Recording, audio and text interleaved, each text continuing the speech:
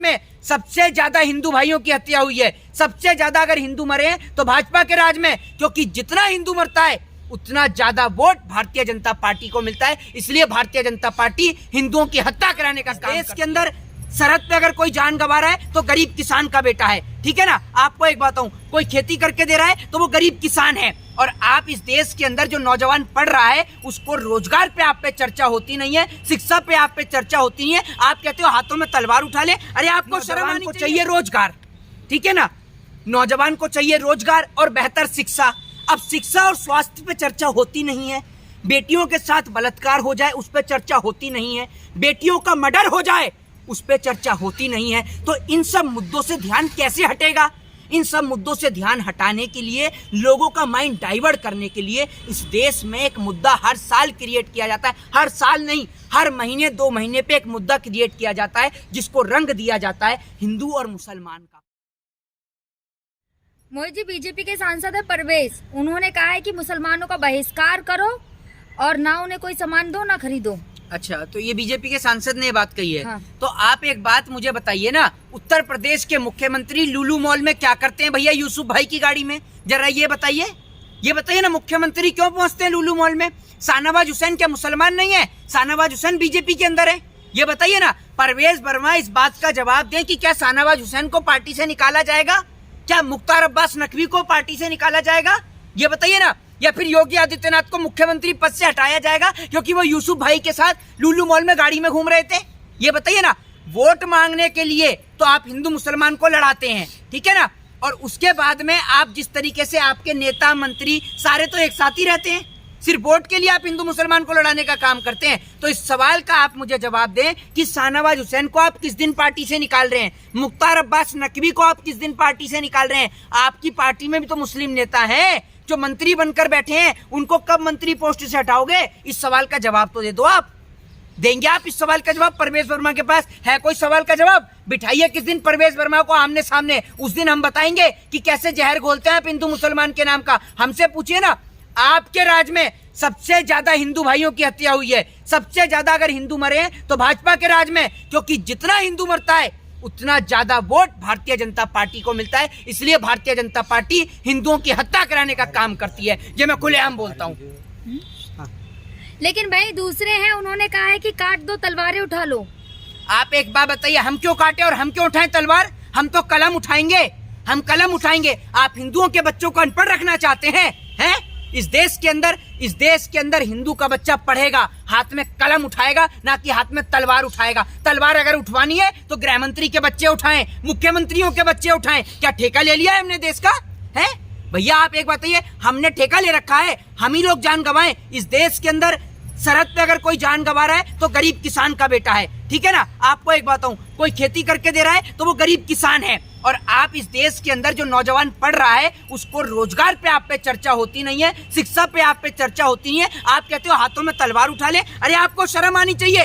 तलवार अगर उठवानी है नेता के बच्चे उठाएं। इस देश में कोई गरीब माँ का बेटा तलवार नहीं उठाएगा, सिर्फ कलम उठाएगा हाथ में। लेकिन मोदी जी लगातार बीजेपी वालों के ऐसे बयान सामने आ रहे हैं। एमएलए हैं बीजेपी के, उन्होंने कहा है विद्या चाहिए तो सरस्वती को पटाओ, धन चाहिए तो लक्ष्मी को पटाओ, बल चाहिए तो दुर्गा को पटाओ। ये इस प्रकार की मानसिकता वाले लोग, आपको लगता है ये हिंदू धर्म की संस्कृति को बदनाम करने का काम कर रहे हैं? ये हिंदू धर्म की बात करते हैं? ये इतने बेशरम लोग हैं कि ये इस प्रकार की बात कर रहे हैं। माँ सरस्वती जिनको ज्ञान के लिए माना जाता है, जिस प्रकार से लोग सावित्रीबाई फुले, ज्योतिबाई फुले को मानते हैं, उसी प्रकार से लोग माँ सरस्वती को भी मानते हैं। और माँ सरस्वती के लिए इस प्रकार की विवादित टिप्पणी, ये पूरी तरीके से हिंदू धर्म का अपमान है और इसके लिए उन्हें माफी मांगनी चाहिए। लेकिन किसी ने कुछ कहा नहीं, सब चुप है। मोदी जी, अरे भैया, मोदी जी योगी जी क्यों चिल्लाएंगे? मोदी जी योगी जी तो चप चिल्लाते हैं जब इस देश के अंदर फिल्म बनती है, फिल्मों के ऊपर चिल्लाने का काम करते हैं। इस देश के अंदर पहले तो फिल्मों के नाम पर देश की संस्कृति के साथ में, भारत देश के साथ में खिलवाड़ हो रहा है। भारत देश की संस्कृति को, भारत देश के हिंदू धर्म के साथ जिस प्रकार से फिल्मों के माध्यम से देश के अंदर किसी और प्रकार से धर्म को प्रदर्शित किया जा रहा है, जबकि ऐसा नहीं है। जिस प्रकार से आप देख रहे हैं तमाम फिल्में जो इस देश के अंदर जहर घोलने का काम कर रही हैं, जो इसमें हनुमान जी का किसी और प्रकार से रोल दिखाया जाता है, रावण जो कि इस सृष्टि पे सबसे बड़ा ज्ञानी था, उसका किसी और प्रकार से रोल दिखाया जाता है। आप फिल्में बना रहे हैं या कंट्रोवर्सी क्रिएट कर रहे हैं, देश में दंगे भड़काने का काम कर रहे हैं। एक और बीजेपी के नेता इस प्रकार का बयान दे रहे हैं कि अगर आपको ज्ञान चाहिए तो सरस्वती को पटाओ। अरे ये बोलते हुए मेरी जबान को भी, मेरे को भी शर्म आ रही है ये बात बोलते हुए, इसलिए मैं इस बात को नहीं बोल पाया। आप इस प्रकार का बयान दे रहे हैं, मां सरस्वती के लिए बयान दे रहे हैं, और यही बयान अगर किसी मुसलमान ने दे दिया होता या विपक्ष के नेता ने दे दिया होता तो बीजेपी वाले ये शर्ट को उतार कर, शर्टें फाड़ फाड़ कर सड़क पर लेट गए होते और अब तक खूब ड्रामा मचा रहे होते। लेकिन अब सबके मुंह सिल गए हैं। जितने भी तमाम अपने आप को हिंदुओं के ठेकेदार बताते हैं, कोई एक ठेकेदार बाहर निकल कर नहीं आया कि मैं इस बयान की निंदा करता हूं जो ये बयान दिया गया है। और मोहित शर्मा खुलेआम कहते हैं कि ये बयान निंदनीय बयान है, और कोई भी व्यक्ति अगर हिंदू धर्म के ऊपर फिल्म बनाकर हिंदू धर्म को बदनाम करता है वो भी एक निंदनीय है और दोनों के ऊपर कार्रवाई होनी चाहिए। लेकिन मैं ये सवाल खड़ा करता हूं कि सूचना प्रसारण मंत्रालय, ब्रॉडकास्ट मैनेजमेंट हो, चाहे फिर आपका जो जहां से फिल्म जो बनती है, आपको पता होगा वो क्या बोलते हैं उसको, सेंसर बोर्ड।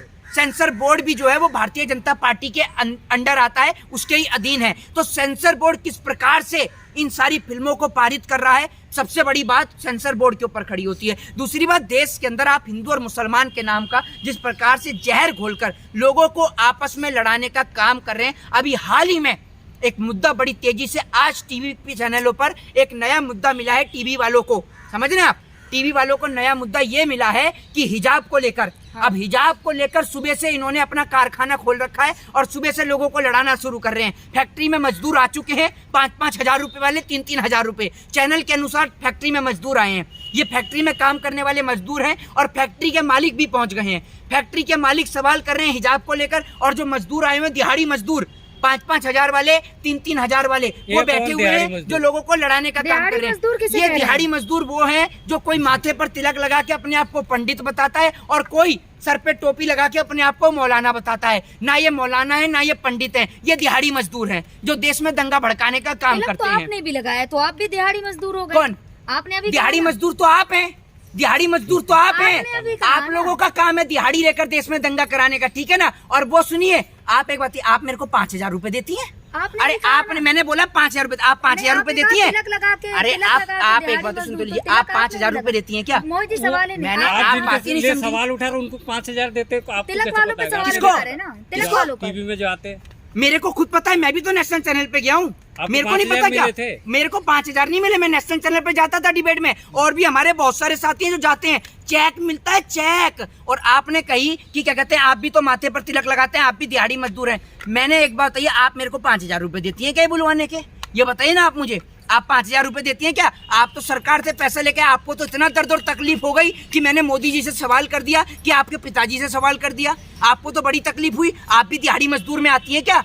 है? अब आप ये देखिए, मैंने बात करी नेशनल मीडिया वाले दलाल पत्रकारों की जिन्हों को दिहाड़ी मजदूर का, लेकिन इनको मिर्ची ऐसे लग गई क्योंकि चोर की दाढ़ी में तिनका, क्योंकि दिहाड़ी मजदूर में ये भी आती है मोहतरमा, आप भी दिहाड़ी मजदूर में ही आती हैं, क्योंकि इनका भी काम यही है। अरे सवाल क्या पूछ लो, आपके पास सवाल है ही नहीं, आपके पास तो सवाल ही नहीं है, आप पूछेंगी क्या? आप भी दिहाड़ी मजदूर से कम नहीं है। सवाल नहीं है क्या? सवाल तो है ना।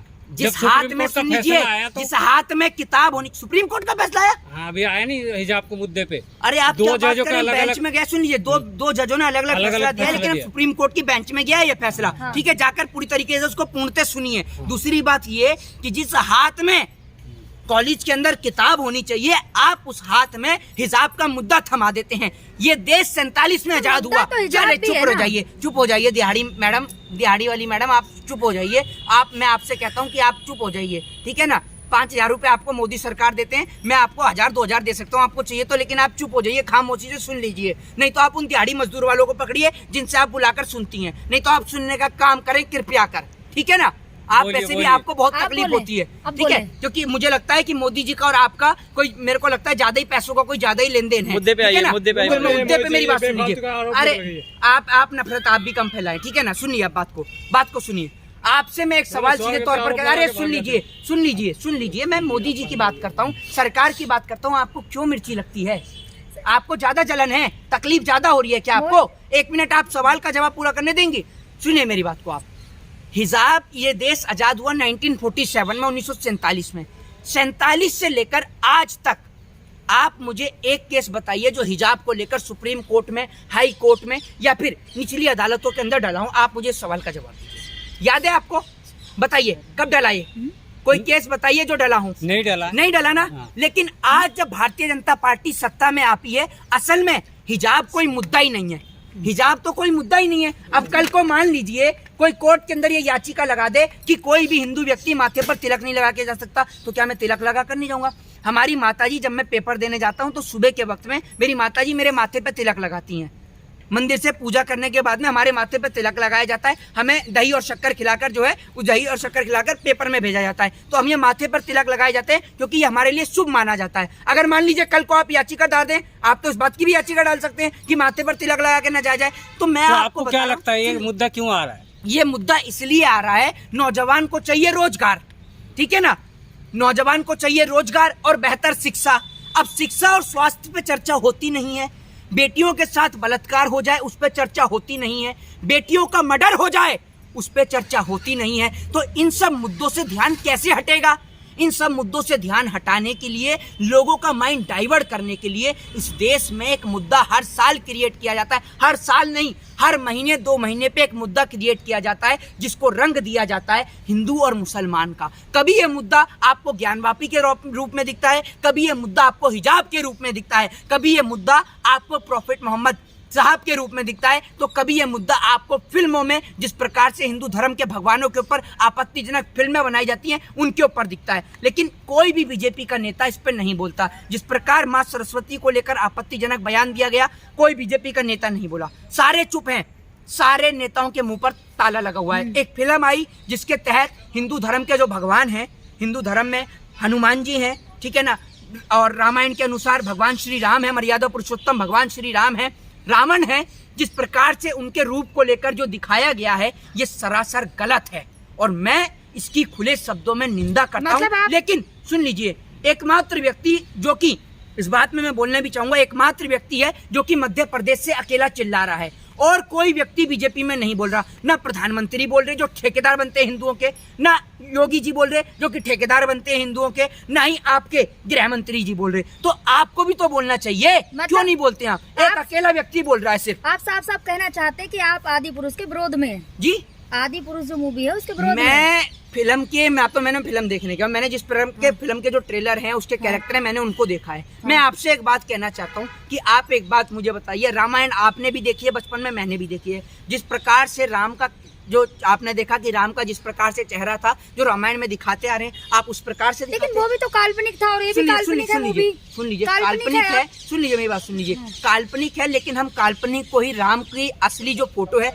हम उसी को भगवान मानकर जो है उनकी पूजा करते हैं ना। मर्यादा पुरुषोत्तम श्री राम की अभी दिवाली आने वाली है। दिवाली किस लिए मनाई जाती है? कि भगवान श्री राम अपने घर लौट कर आए थे, इसलिए हम लोग दिवाली मनाते हैं। दिवाली जो इसीलिए मनाई जाती है, आप उसमें जो है भाई दाढ़ी मूछ लगा रहे हैं या कुछ लगा रहे, तो कंट्रोवर्सी क्रिएट कर रहे हैं। क्यों धर्म के साथ आप मजाक खड़ा कर रहे हैं, ये बताइए ना। क्योंकि आप कहीं ना कहीं फिल्मों के माध्यम से इस देश में हिंदू और मुसलमान करना चाहते हैं। फिर आप कहते हैं कि देश के लोग जो है वो फिल्मों को लेकर बयान देते हैं, फिल्मों को लेकर ऊटपटांग बात कहते हैं। अरे भैया, इस देश के अंदर हर एक व्यक्ति, और मैं आपको बता दूं, आप उस फिल्म के जब ट्रेलर में जाएंगे, उस फिल्म के ट्रेलर को भी आप देखिएगा। उस फिल्म के ट्रेलर को लेकर भी और फेसबुक पर, सोशल मीडिया पे भी कई मुसलमान व्यक्तियों ने भी यही लिखा है कि इस प्रकार की चीजें क्यों बनाई जाती हैं जिससे किसी धर्म की आस्था को ठेस पहुंचे। लेकिन जो डायरेक्टर है मूवी के, उन्होंने कहा है कि आने वाली जनरेशन ऐसी ही चीजें देखना चाहती है। क्या देखना चाहती है? ऐसी चीजें क्या देखना चाहती है, बताइए ना आप मुझे। हैं? ये जैसा भी चल रहा है। नहीं, आप एक बात सुन लीजिए, आप मानने को तो नरेंद्र मोदी को भी लोग भगवान मान के पूछते हैं, तो कल को आप